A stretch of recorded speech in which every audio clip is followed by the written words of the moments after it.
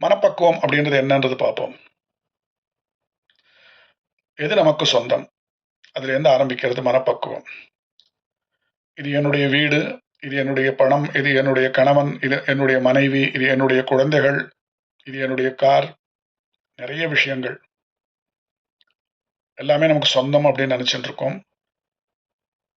சில வேதாந்திகள் வந்து இது நமக்கு சொந்தம் இல்லை அப்படின்னு சொல்லுவா. அதுல அப்படி இல்ல. ஒரு சில உண்மை இருக்கு.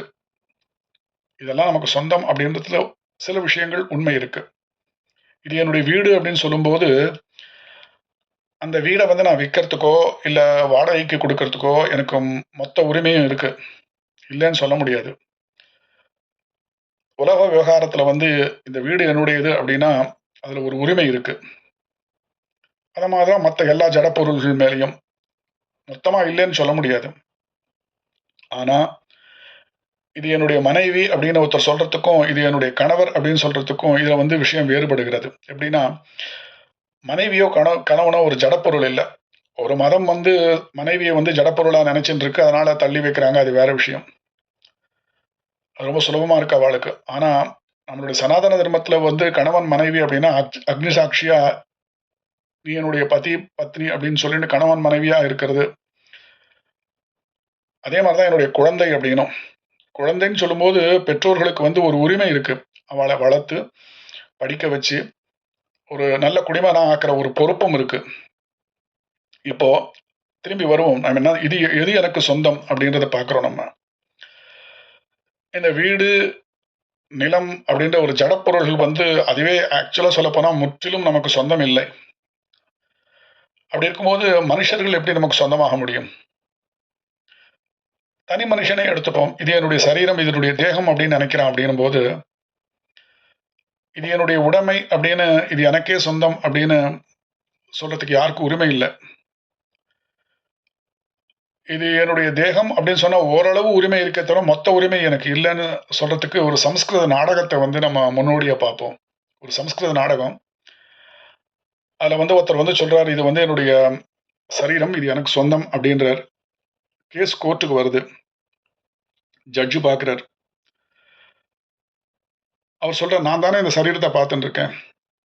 இந்த சுக துக்கங்கள்லாம் நான் தானே அனுபவிச்சுட்டு இருக்கேன். அதனால இந்த சரீரம் வந்து எனக்கு தான் சொந்தம்" அப்படிங்கிறார் அவர். அவனுடைய தாயார் வந்து கூண்டுல ஏறி சொல்றா, "அது எப்படி சொல்ல முடியும்? 10 மாசம் சுமந்து பெத்தவன் நானு. அவன் சொல்றானே அந்த சரீரம் அவனுக்கு சொந்தம். அந்த சரீரத்துக்கு எதனா உடம்பு வந்தா என்ன அத வந்து பாதிக்கும். எனக்கு ஒரு துக்கம் அது. அவன் சந்தோஷமா இருந்தா நானும் சந்தோஷமா இருப்பேன். அதனால அந்த சரீரம் எனக்கும் அதுல ஒரு உரிமை இருக்கு" அப்படின்னு தாயார் சொல்றா. உடனே அந்த நபருக்கு சந்தேகம் வந்துருது. ஜட்ஜுக்கும் சந்தேகம். இது ஒரு கேள்விக்குறி. உடனே அவருடைய அப்பா கூண்டுல ஏறி சொல்றார், "இல்ல, இல்ல. அது எப்படி சொல்ல முடியும்? அவனுடைய சரீரம் எனக்கும் சொந்தம் இருக்கு. எப்படின்னா, நான் தான் அவன வந்து உண்டாவதற்கு முக்கிய காரணமாக இருந்தேன். சம்பாதிச்சுன்னு வந்து குடுத்தத வச்சுன்னு தான் அவனுக்கு ஊட்டி, ஊட்டி வளர்த்தா அவ அம்மா. அவன படிக்க வச்சா. அதனால அவனுடைய சரீரத்தில வந்து எனக்கும் உரிமை உண்டு" அப்படின்னு.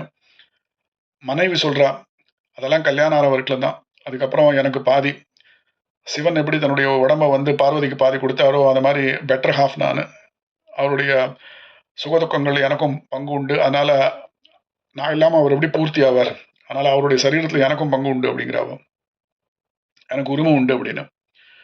குழந்தைக கிட்ட அதுக்கு ஒரு வக்கீல். அந்த வக்கீல் சொல்றான், "அது எப்படி? இவர் குழந்தைய பெத்துட்டாரு. அந்த குழந்தைங்கள வந்து வளர்த்து ஆளாக்கணும். அந்த குழந்தைகள் வளர்றதுக்கு வரத்துக்கு முக்கிய காரணமா இருந்ததே அவருடைய சரீரம். அதனால அது சொந்த கால்ல நிக்கிற வரைக்கும் அவர்கள கவனிச்சுக்கணும். ஒரு பொறுப்பு இருக்கு அவருக்கு. அதனால அவருடைய சரீரம் வந்து குழந்தைகளுக்கு சொந்தம்" அப்படின்னார். கவர்ன்மென்ட் வக்கீல் சொல்றாரு, "அது எதுவுமே கிடையாது. அவருடைய சரீரம் கவர்ன்மென்ட்க்கு சொந்தம்.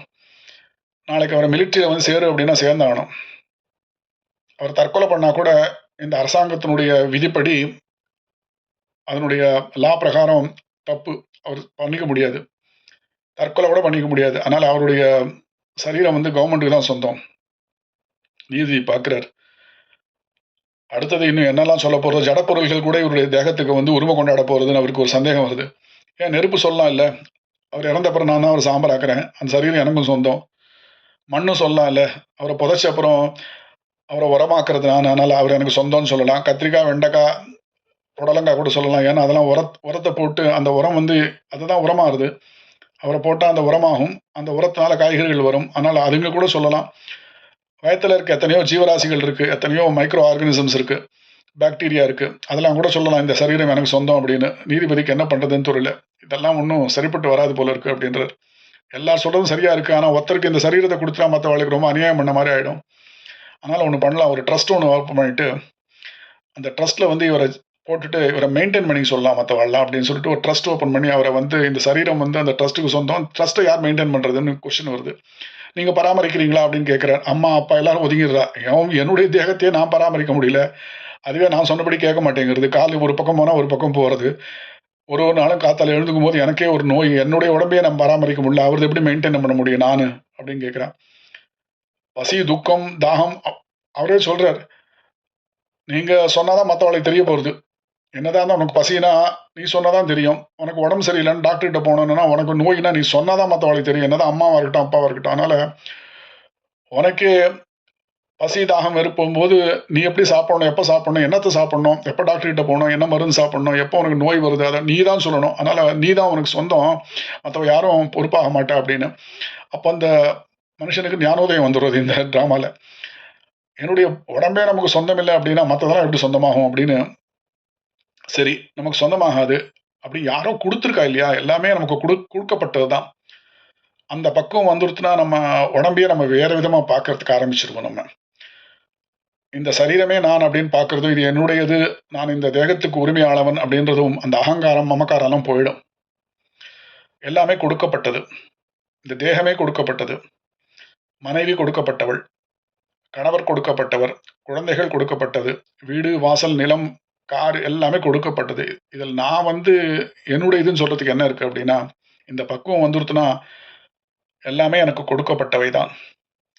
இவற்றை கொடுப்பவர் யார், கொடுத்தவர் கொடுத்து கொண்டே இருப்பவர் யார் அப்படின்னு நமக்குள்ள ஒரு கேள்வி வரும். கண், காது, ஐம்புலன்கள் எல்லாமே நமக்கு கொடுக்கப்பட்டது. அவை அனைத்தையுமே ஒவ்வொன்றும் ஒவ்வொரு தனிப்பட்ட காரியத்தை செய்யக்கூடியது. அறிவோடு கொடுக்கப்பட்டது, குருட்டாம்போக்கில் கொடுக்கல.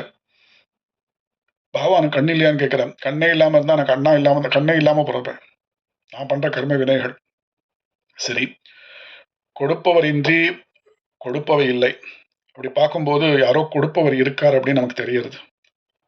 அந்த கொடுப்பவர் யார் அப்படின்றது தான் கேள்வி. அம்மா 10 நாள் ஊருக்கு போறா, 10 நாளைக்கு வேண்டியதை வந்து சமைச்சு ஃப்ரிட்ஜில் வச்சுட்டு போறா. பையன் தினந்தோறும் அதை எடுத்து நல்லா சூடு பண்ணி சாப்பிட்டுக்கிறான். அம்மா ஊர்லேருந்து திரும்பி வந்தவொடனே கேட்குறா, என்னடா கண்ணா என்னை மிஸ் பண்ணியா அப்படின்னு. இல்லைம்மா, பசிக்கும் போதெல்லாம் ஃப்ரிட்ஜை திறந்தேன், சாப்பாடு கிடச்சிது அப்படிங்கிறான். அம்மா சொல்கிறா, நான் திரும்பி ஊருக்கு போகணும் அப்படிங்கிறா. நோ ப்ராப்ளம்மா, நீ இல்லாட்டி கூட ஃப்ரிட்ஜை திறந்தா சாப்பாடு இருக்கும்ல, அதை நான் எடுத்து சாப்பிட்டுக்கிறேன் அப்படின்னு. ஃப்ரிட்ஜில் யாருன்னா வைக்கலைன்னா அது எப்படி வரும்? இதை உணர்வதுதான் பக்குவம். பக்குவம்னா அறிவு. பக்குவம் அப்படின்னா வயதினுடைய முதிர்ச்சி இல்லை, அறிவினுடைய முதிர்ச்சி. ஒரு காயே பக்குவம் அடையலை அப்படின்னா அது பழுத்த பின்னதான் பக்குவம் அடைகிறது, அப்போதான் பயன்படும் அது. இதுதான் பகுத்தறிவு. கொடுப்பவர் ஒருத்தர் இருக்கார் அப்படின்ற மனப்பக்குவம் முதல்ல வரணும். அந்த கொடுப்பவர் யார் அப்படின்னு நம்ம உணர்வது, கொடுப்பவர் யார் அப்படின்னு உணர்வதுதான் பக்தி. ஒருத்தர் கொடுப்பவர் எல்லாமே நம்ம எல்லாமே வந்து வாங்குற ஆசாமி தான். வாங்குவார்கள், கொடுப்பார்கள், கொடுப்பார்கள், வாங்குவார்கள். வாங்கவே வாங்காமல், வாங்க வேண்டிய அவசியமே இல்லாமல் கொடுத்து கொண்டே இருப்பவர் பகவான்.